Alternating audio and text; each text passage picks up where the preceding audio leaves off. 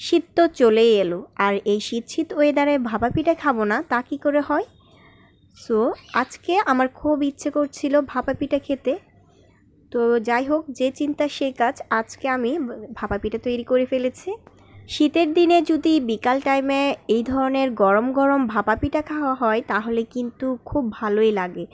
তাছাড়া এই ভাপা পিঠার মধ্যে যদি কিছুটা গুড় থাকে, অর্থাৎ ভাপা পিঠার মধ্যে ভিতরের অংশটা যদি গুড়ে ভরপুর থাকে তাহলে তো আর কোনো কথাই নেই।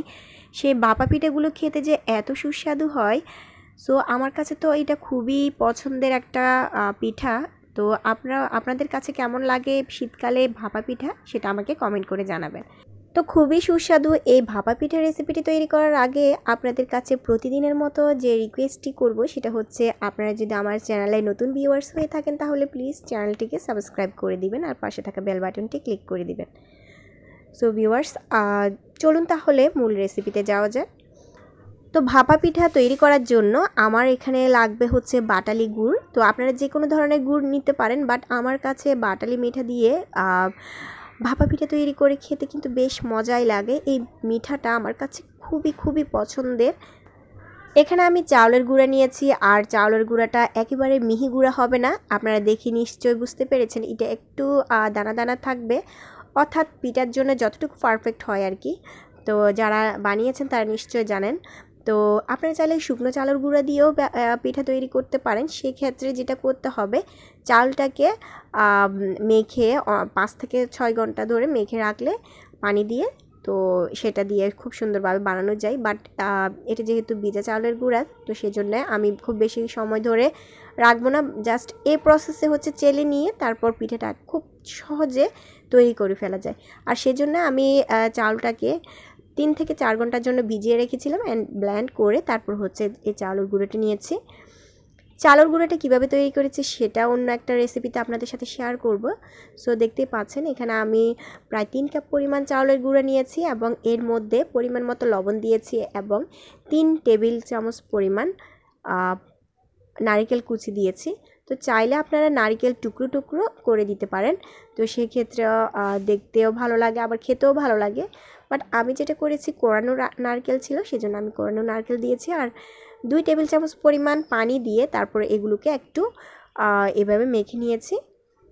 মেখে নেওয়ার কারণে চালের গুঁড়োটা যখন আমি যে ডাইসের মধ্যে দিব, অর্থাৎ পিঠা তৈরি করার জন্য যে ডাইসটা ব্যবহার করব, সেই ডাইসের মধ্যে চালের গুঁড়োটা খুব সুন্দরভাবে সেট হবে। তো চেষ্টা করবেন পানিটা দেওয়ার জন্য। সো বিয়ার সবগুলো খুব ভালোভাবে মেখে নিয়েছি এবং এর মধ্যে নারকেল কুচির পরিমাণটা কম মনে হয়েছিল, তাই কিছুটা পরিমাণ নারকেল কুচি আবারও অ্যাড করলাম এবং এর মধ্যে গুঁড়ো দুধ অ্যাড করব।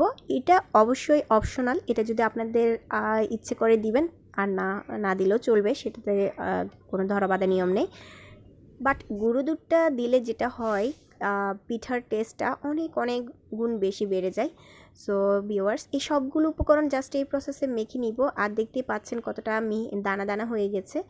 এবার আমি পিঠাটা তৈরি করার জন্য এখানে একটা ঢাকনা নিয়েছি এবং ঢাকনাটা দেখতে পাচ্ছেন ছিদ্রযুক্ত ঢাকনা। তো আর এই কাপের মধ্যে আমি পিঠাটা তৈরি করব। যদিও বা এটা অনেক বড় কাপ, আমরা যে মিডিয়াম সাইজের কাপ ব্যবহার করি সেই কাপের 2 কাপ পরিমাণ চা অথবা যে কোনো কিছু এই কাপের মধ্যে হয়, অর্থাৎ এটা এত বড় সাইজের কাপ। তো আমি এই কাপের মধ্যে পিঠা তৈরি করব এবং মিঠার লেয়ারটা দিব 2 লেয়ারের। তো দেখতেই পাচ্ছেন কাপের মধ্যে আমি চাউলের গুঁড়োটা জাস্ট এইভাবে চেপে চেপে সেট করলাম এবং মাঝখানে একটুখানি গর্ত করে রেখেছি। এরপর আমি কিছুটা পরিমাণ গুড় দিয়ে দিব এবং গুড়টা দিয়ে দেওয়ার পর আবারও 1 লেয়ার চাউলের গুঁড়ো এখানে অ্যাড করব। আবারও হালকাভাবে প্রেস করব। এরপর আবারও কিছু মাঝখানের সাইডটা একটু হাত দিয়ে চেপে চেপে মাঝখানের সাইডটা একটু গর্ত করে রাখবো এবং এর মধ্যে আবারও মিঠা অ্যাড করব এবং মিঠাটা অ্যাড করে দেওয়ার পর আবারও 1 লেয়ার হচ্ছে চাউলের গুঁড়ো অ্যাড করব। তো এটা হচ্ছে 2 লেয়ারের হচ্ছে পিঠা। তো এই পিঠাটা খেতে কিন্তু বেশ ভালোই লাগে, কেননা মিঠা ভরপুর থাকে ভিতরে। আর যাই হোক, একটা পিঠা খেলেই কিন্তু পেট ভরে যাওয়ার মতো অবস্থা, যেহেতু কাপের সাইজটাও বড় এবং পিঠার সাইজটাও বেশ বড়ই হয়। সো ভিউয়ার্স এইভাবে হচ্ছে হাত দিয়ে চেপে চেপে এমনভাবে সেট করতে হবে যাতে করে কাপের ভিতরে কোনো ফাঁকা জায়গা না থাকে। এবার এই কাপটাকে আমি একটা নেটের কাপড় দিয়ে মুড়িয়ে নিয়েছি। আপনারা দেখে নিশ্চয়ই বুঝতে পেরেছেন এটা হচ্ছে গজ। তো এটা দিয়ে আমি খুব সুন্দরভাবে মুড়িয়ে নিয়েছি, দুইটা লেয়ার দিয়েছি দুই সাইডে। দেখে নিশ্চয়ই আপনারা বুঝতে পেরেছেন। তো চাইলে আপনারা সুতি কাপড় এর মধ্যে ব্যবহার করতে পারেন। তো এই যে দেখতে পাচ্ছেন চুলার আঁচটা হাই হিটে রেখে চুলায় প্রায় 2 লিটার পরিমাণ পানি বসিয়ে দিলাম এবং ঢাকনা বরাবর অর্থাৎ পাতিলের ঢাকনার জায়গায় আমি ওই পিঠা বানানোর যে ঢাকনাটা রয়েছে সেটা আমি ব্যবহার করব এবং পিঠাটাকেও সেট করে দিয়েছি। ঢাকনাটা দিয়ে দেওয়ার পর 5 থেকে 7 মিনিট ধরে পিঠাটাকে সিদ্ধ করে নিতে হবে। সিদ্ধ হয়ে গেলে দেখে আপনারা বুঝতে পারবেন যে পিঠাটা সিদ্ধ হয়ে গেছে, অর্থাৎ হাত দিয়ে একটু চেপে দিলেই এটা খুলে পড়ে যাবে না।